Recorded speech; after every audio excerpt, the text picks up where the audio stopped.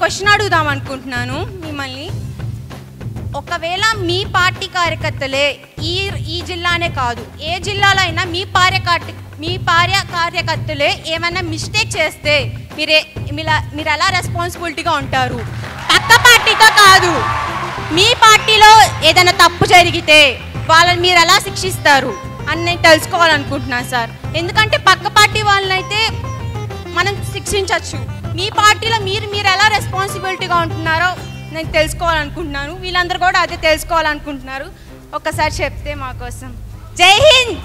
బయట పార్టీ వాళ్ళు చేస్తే మనం గట్టిగా మాట్లాడగలం, కానీ సొంత పార్టీలో చేస్తే ఏం చేస్తారని అడుగుతున్నావు కదా అమ్మా.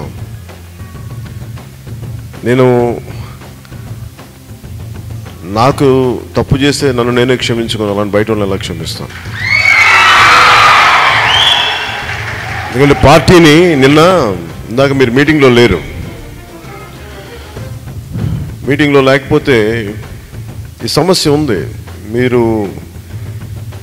చాలామంది జన సైనికులు కొద్దిమంది, అందరని చెప్పడానికి చాలా కొద్దిమంది, హ్యాండ్ఫుల్ ఆఫ్ పీపుల్, వీళ్ళు కొంచెం ఎక్కువ చేయొచ్చు, కొన్నిసార్లు కొంత అతి చేయొచ్చు. నేను మనిషి మారుతారు నమ్ముతాను, మనుషుల్ని సంస్కరింపబడతారని నమ్ముతాను. శిక్ష ఎలా ఉండాలి అంటే పనిష్మెంట్ మనిషి సంస్కరించబడేలా ఉండాలి, వెలివేసేలా ఉండకూడదని కోరుకుంటాను. తప్పదు అనుకున్నప్పుడు తప్ప నేను అంత సివియర్గా ఉండను. జనరల్గా చూడటానికి చల్లగా మొండిగా కనిపిస్తానేమో కానీ చాలా ఉదారంగా ఉంటాను. తప్పనిసరైన పరిస్థితుల్లోనే నేను చాలా కఠినమైన నిర్ణయాలు తీసుకుంటాను. ఉదాహరణకి నిన్న దారిలో వస్తూ ఉంటే, ఇందాక సభలో కూడా చెప్పాను, మన నెల్లూరు నుంచి ఇక్కడికి వచ్చే దారిలో ఒక నియోజకవర్గంలో ఇలా ఒక అబ్బాయి నా దగ్గరికి వచ్చి, అసలు జనసేన పార్టీ మొదటి నుంచి ఈ ఊళ్ళో నేనే ఉన్నాను, ఇక్కడ ఎవరు రావాలన్నా నా అనుమతి లేకుండా ఎవరు రాకూడదని మాట్లాడుతుంటే నాకు అర్థం కాల. నేనే తగ్గి మాట్లాడతాను, నేనే వంగి అణిగి ఉంటాను. మరి ఈ కుర్రోడు ఏంటి అసలు ఇంత రెచ్చిపోతున్నాడు ఏంటి అని అనుకున్నాను.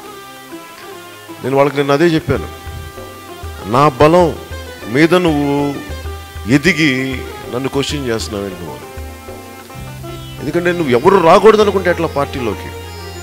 ఇలాంటి పిచ్చి వేషాలు వేస్తే నేను సస్పెండ్ చేస్తాను, అవసరం లేదు, ఇలాంటి పక్క పార్టీలోకి వెళ్ళిపోయి చెప్పి సభలో నేను చెప్పడానికి కారణం, అలాంటి వాళ్ళకి సమాధానం చెప్పడానికి నేను ఒంగోలు సభలో చెప్పాను. మీరు జనసేన పార్టీ అంటే కూర్చోబెట్టి మీరు ఆకతాయిగా అల్లరి చిల్లరగా తిరిగేద్దాం అంటే నేను దాన్ని ఊరుకునే వ్యక్తిని కాదు. అవసరమైతే ఓడిపోతానేమో, కానీ విలువలు లేకుండా గెలుపు నాకు అవసరం లేదు అక్కడ.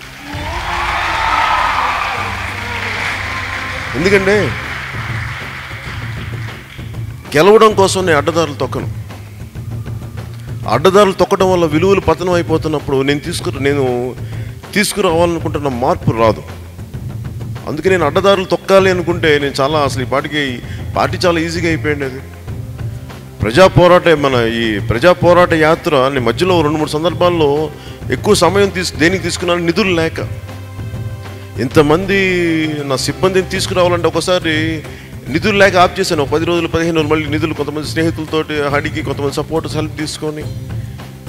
ఇదే నిజంగా నాకు అడ్డదారులు తొక్కాలనుకుంటే నాకు చాలా ఈజీ, వాళ్ళతో వీళ్ళతో అడ్జస్ట్ అయిపోయి చేయాలంటే.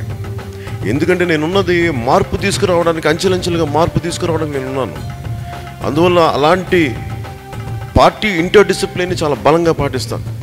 ముందు చాలా విపుల గురించి చెప్తాను, చాలా ఎన్లైటన్ చేస్తాను. అప్పటికి తప్పులు చేస్తూ ఉంటే వాళ్ళు వెళ్ళిపోయి టీవీలో మాట్లాడుతూ ఉంటారు, ఫేస్బుక్లో మాట్లాడుతూ ఉంటే నాకు అయ్యే నిజంగా పెద్ద తేడా పడవు. మాట్లాడుకుంటే ఏం మాట్లాడుకుంటే సంతోషం, నాకు ఇబ్బందులు లేవు అని చెప్పి. సో పార్టీ ఇంటర్ డిసిప్లిన్ అనేది, పార్టీ డిసిప్లిన్ నాకు చాలా ముఖ్యం. అందుకని ఇలాంటి వాళ్ళని సొంత పార్టీ వాళ్ళు తప్పు చేసినా నేను ముందు కరెక్ట్ చేస్తాను. స్థాయి దాటితే మటుకు 100% పార్టీలోంచి బయటకు వెళ్ళిపోమని చెప్తాను. సో మీ ప్రశ్నకి సమాధానం దొరికింది అనుకుంటున్నాను.